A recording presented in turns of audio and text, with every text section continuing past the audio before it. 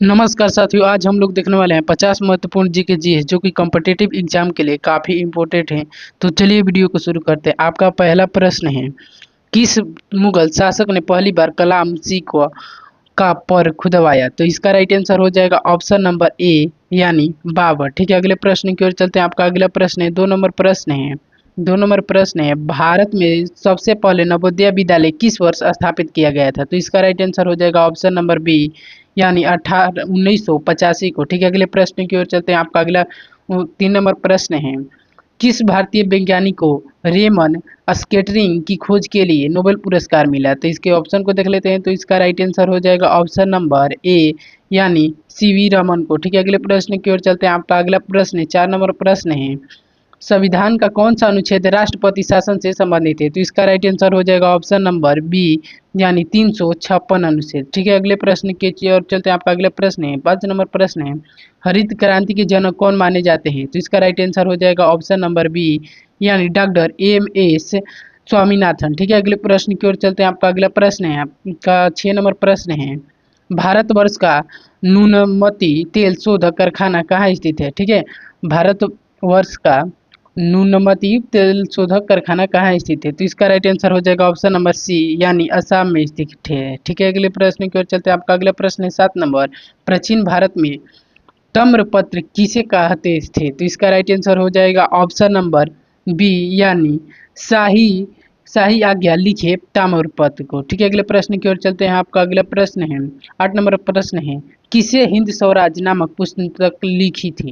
यानी किसने हिंद स्वराज नामक पुस्तक लिखी थी? तो इसका राइट आंसर हो जाएगा ऑप्शन नंबर बी यानी महात्मा गांधी ने। ठीक है, अगले प्रश्न की ओर चलते हैं। आपका अगला प्रश्न है, 9 नंबर प्रश्न है, नीति आयोग का गठन कब किया गया? तो इसका राइट आंसर हो जाएगा ऑप्शन नंबर बी यानी 1 जनवरी 2015 को। ठीक है, अगले प्रश्न की ओर चलते हैं। आपका अगला प्रश्न है, 10 नंबर प्रश्न है, निम्नलिखित में से कौन सा तारा पृथ्वी के सबसे निकट है? ठीक है, तो इसका ऑप्शन ए भी नहीं होगा, बी भी नहीं होगा। तो अगले ऑप्शन को देख लेते हैं। आपका अगला ऑप्शन है, तो इसका राइट आंसर हो जाएगा ऑप्शन नंबर इसका राइट आंसर हो जाएगा ऑप्शन नंबर और इसका राइट आंसर हो जाएगा ऑप्शन नंबर डी हो जाएगा इसका राइट आंसर यानी सूर्य। ठीक है, अगले प्रश्न की ओर चलते हैं। आपका अगला प्रश्न है, 11 नंबर प्रश्न है, गुल बदन बेगम किस के कहने पर हुमायूंनामा लिखा था? तो इसका राइट आंसर हो जाएगा ऑप्शन नंबर बी यानी अकबर के कहने पर। ठीक है, अगले प्रश्न की ओर चलते हैं। आपका अगला प्रश्न है, 12 नंबर प्रश्न है, मृदा मृदा अपरदन किस कारण से होता है? तो इसका राइट आंसर हो जाएगा ऑप्शन नंबर डी यानी उपयुक्त सभी से, यानी वर्षा के कारण से होता है, वन कटाव से होता है, बाढ़ के कारण होता है। ठीक है, अगले प्रश्न की ओर चलते हैं। आपका अगला प्रश्न है, 13 नंबर प्रश्न है, भारत में पंचवर्षीय योजना की शुरुआत कब हुई थी? तो इसका राइट आंसर हो जाएगा ऑप्शन नंबर बी यानी 1951 को। ठीक है, अगले प्रश्न की ओर चलते हैं। आपका अगला प्रश्न है, 14 नंबर प्रश्न है, इंटरनेशनल कोर्ट ऑफ जस्टिस कहाँ स्थित है? ठीक है, तो इसका राइट आंसर हो जाएगा ऑप्शन नंबर इसका राइट आंसर बी हो जाएगा, द हेग में स्थित है। ठीक है, अगले प्रश्न की ओर चलते हैं। आपका अगला प्रश्न है, 15 नंबर प्रश्न है, सीसी शहर और सीसी सीरी दुर्ग का निर्माण किसने करवाया था? तो इसका राइट आंसर हो जाएगा ऑप्शन नंबर सी यानी अलाउद्दीन खिलजी। ठीक है, अगले प्रश्न की ओर चलते हैं। आपका अगला प्रश्न है, 16 नंबर प्रश्न है, अकबर के 1567 ईस्वी में चित्तौड़ आक्रमण के समय वहां का शासक कौन था?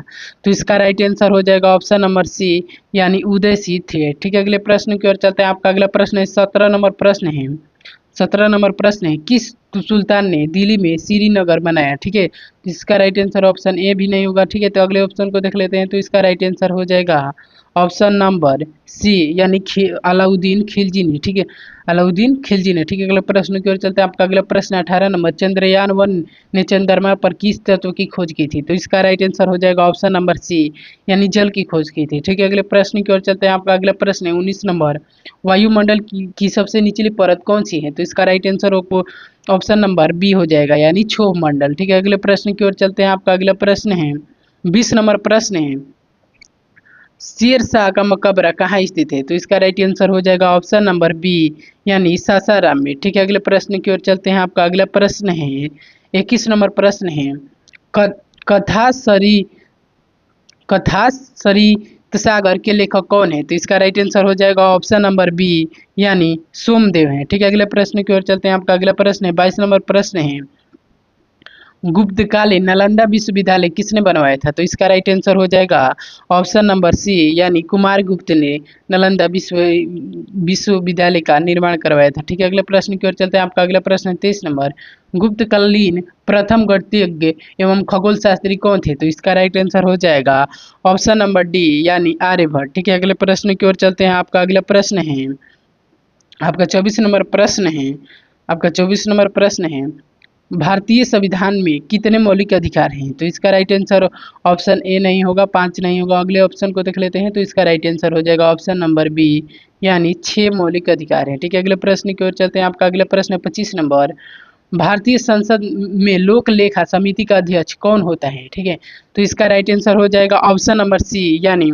विपक्ष का सदस्य। ठीक है, अगले प्रश्न की ओर चलते हैं। आपका अगला प्रश्न है 26 नंबर, भारत के किस राज्य को स्पाइस गार्डन ऑफ इंडिया कहा जाता है? ठीक है, तो इसका राइट आंसर हो जाएगा ऑप्शन नंबर बी यानी केरल को। ठीक है, अगले प्रश्न की ओर चलते हैं। आपका अगला प्रश्न है 27 नंबर प्रश्न है, वक्फ बोर्ड किस धर्म से जुड़ा है? ठीक है, वक्फ बोर्ड किस धर्म से जुड़ा है? ठीक है, तो इसका राइट आंसर हो जाएगा ऑप्शन नंबर बी यानी मुस्लिम धर्म से। ठीक है, यानी इस्लाम धर्म से। ठीक है, अगले प्रश्न की ओर चलते हैं। आपका अगला प्रश्न 28 नंबर, निम्नलिखित में से कौन जैन के 23वें तीर्थकर थे? ठीक है, तो इसका राइट आंसर हो जाएगा ऑप्शन नंबर ए यानी ऋषभ देव। ठीक है, अगले प्रश्न की ओर चलते हैं। आपका अगला ऋषभ देव, इसका राइट आंसर नहीं होगा। ठीक है, इसका राइट आंसर हो जाएगा ऑप्शन नंबर सी होगा। ठीक है, ऑप्शन नंबर सी हो जाएगा यहाँ पर, और इसका right answer option number C हो जाएगा यानी पार्श्वनाथ। ठीक है, और अगले प्रश्न की ओर चलते हैं। आपका अगला प्रश्न है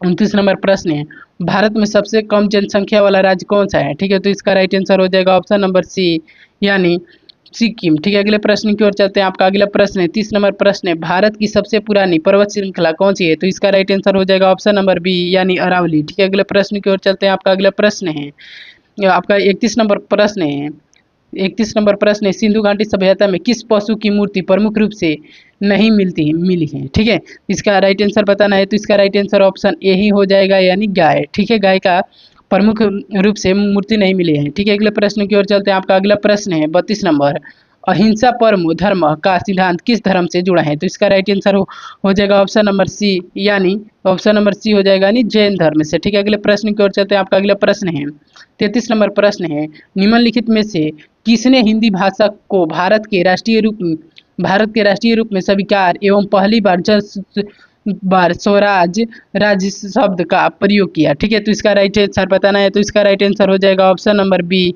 यानी स्वामी दयानंद सरस्वती ने। ठीक है, अगले प्रश्न की ओर चलते हैं। आपका अगला प्रश्न है 34 नंबर प्रश्न है, भारत के किस खनिज उत्पादन से सबसे अधिक होता है? भारत के किस राज्य में सबसे ज्यादा खनिज का उत्पादन होता है? तो इसका राइट आंसर हो जाएगा ऑप्शन नंबर ए। प्रश्न क्या है, भारत में किस खनिज का उत्पादन सबसे अधिक होता है? तो कोयला खनिज का सबसे भारत में ज्यादा उत्पादन होता है। ठीक है, अगले प्रश्न की ओर चलते हैं। आपका 35 नंबर प्रश्न है, किस राज्य में सूर्य मंदिर कोणार्क की स्थित है? ठीक है, किस राज्य में सूर्य मंदिर कोणार्क की स्थित है? तो इसका राइट आंसर हो जाएगा ऑप्शन नंबर सी यानी उड़ीसा में। ठीक है, कोणार्क मंदिर स्थित है। ठीक है, अगले प्रश्न की ओर चलते हैं। आपका अगला प्रश्न है 36 नंबर, राष्ट्रीय एकता दिवस कब मनाया जाता है? तो इसका राइट आंसर हो जाएगा ऑप्शन नंबर सी यानी 31 अक्टूबर को। ठीक है, अगले प्रश्न की ओर चलते हैं। आपका अगला प्रश्न है 37 नंबर, भारत की सबसे बड़ी कृत्रिम झील कौन सी है? तो इसका राइट आंसर हो जाएगा ऑप्शन नंबर ए यानी गोविंद सागर। ठीक है, अगले प्रश्न की ओर चलते हैं। आपका अगला प्रश्न है 38 नंबर, आपका प्रश्न है 38 नंबर प्रश्न है, काजीरंगा किसके लिए प्रसिद्ध है? ठीक है, तो इसको ऑप्शन को देख लेते हैं।